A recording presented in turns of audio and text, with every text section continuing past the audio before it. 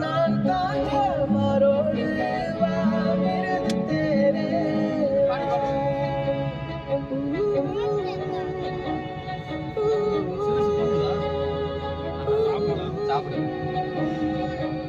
சந்திக்கா மலர் உனக்குத்தான், கண்டிக்கா மொழி உனக்குத்தான், சிந்திக்கா நொடி உனக்குத்தான், சிரிக்கும் நதி உனக்குத்தானே. வழியோ எச்சில் வாயோரோ எனது காயம்